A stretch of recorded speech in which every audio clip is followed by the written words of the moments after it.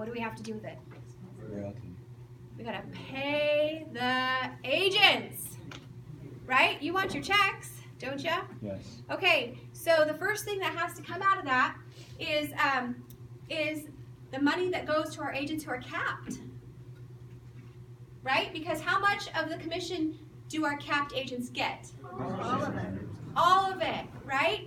So for this example, we're going to say that this month we're going to pay out $400,000 in commission to our agents who are capped. Okay? That means 100% they're getting. The company's not taking anything. Which leaves us $500,000. Do we get to keep that? No. Nope. What do we have to do with that? They bill to pay the agent. No, we have to pay the agent. We have to pay the agents. Which agents do we have to pay this time? Oh, they're not capped. The agents that aren't capped, right? The agents that still have a 30% split with the company, right? And so we pay them 70%, right? So 70% of 500,000 is 350,000. Right.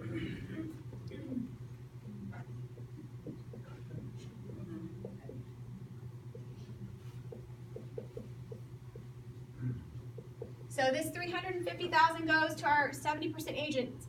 This number right here is called paid on volume, right? It's the number that we have to pay people on.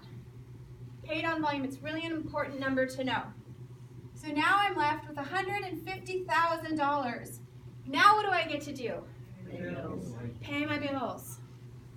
Get to pay the bills, and it costs about $90,000 a month to run this company. Turn off the lights, Dave, why would you say that? because it comes out of my profit share. Right? Because it comes out of his profit share.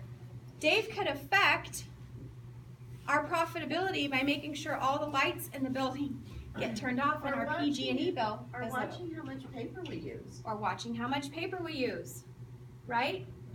One of the things as a team leader I'm supposed to do is protect the profitability of the company, right? So I can't just go and spend $10,000 because it feels good.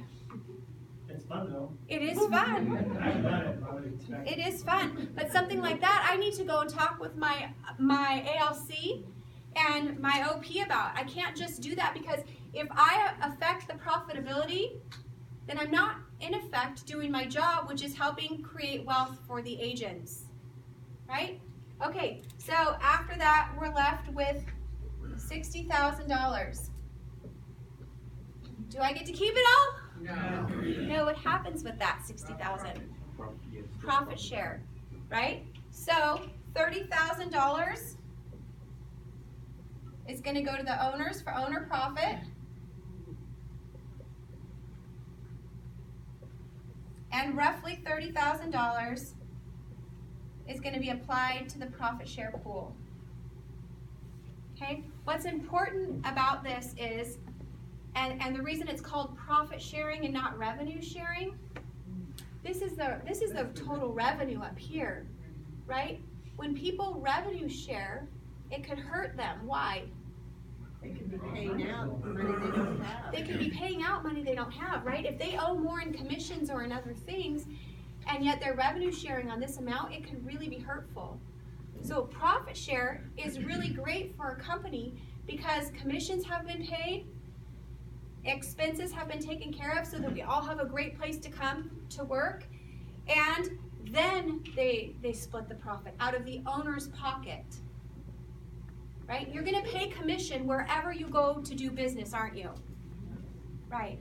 The difference is that at Keller Williams, you get the opportunity to get a portion of that back when you refer an agent to the company. Okay? So then what happens with this $30,000? Well, it's an amazing thing. Gary talked a little bit about it. It's our Win-More system. It's old, and we were the first to create anything like that at Keller Williams, and it works still.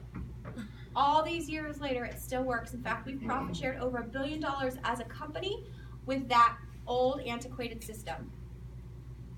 So what they do is they look at this agent and they say, wow, this agent was 2% of the paid on volume for the company, right? Because 10,000 is 2% of 500,000, which makes us, we're able to reason that it's 2% of the company dollar, which means it's 2% of the total profit and roughly 2% of the profit share. So what's 2% of 30,000?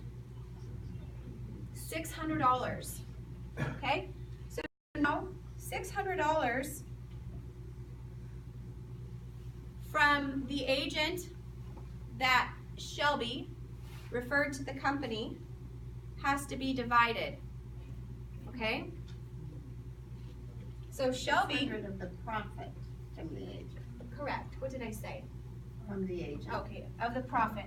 So Shelby is here. And as a reward for helping that agent find their way to Keller Williams, Shelby's going to get 50% of that, or $300. Go Shelby, right? Yeah. And then, because all 600 has to be divided up, the person who referred Shelby to the company is going to get 10%, right? Or $60.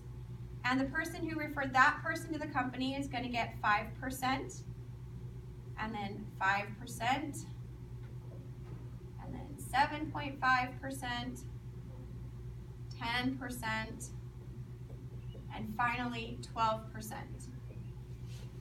Until all of that $600 is divided up. Now, does Shelby have any obligation to train these people? No. No. Are they a part of her team? No. No. They're not a part of her team. She doesn't have to pick up the phone and call them and say, get to work. She's not responsible for managing them or anything like that. She's just rewarded with a portion of the profit when they close transactions. Right? Okay, any questions about that? Darren? The graduating scale, can you explain that a little bit more? The 10 to the 5 to 5 to 7.5, why does it go? And Why Joanna, does the top. it level? And the top is 12.5. Yeah, it is 12.5. Sorry about that. Why did they do that? Yeah. Just curious. So they want to incentivize you to bring people in to the first level right away, right? If you do that, when you do that, you're rewarded, and you'll probably keep doing that. And then they also want to do it so that there's longevity in the system, and so that the bottom part does produce as well. Got it. Build it wide and it'll build itself deep. That's right. That's right. But are you required to be a recruiter at Keller Williams? No. No, I'm the recruiter, right? My job is to help you create wealth. So if you know somebody who's a fit for the company, then I'd love to talk to them, right? And I'd love to see if they're a fit and if they want to grow a business. This is just the perk for being here. This isn't why you join Keller Williams. Ironically, though, it's why a lot of people stay. It's why a lot of people stay. Because after 3 years and a day, you're vested with the company. So if you've helped the company grow, and you go and leave, you can still continue to earn profit share. There are several agents in Fresno who are still earning profit share from this Keller Williams office.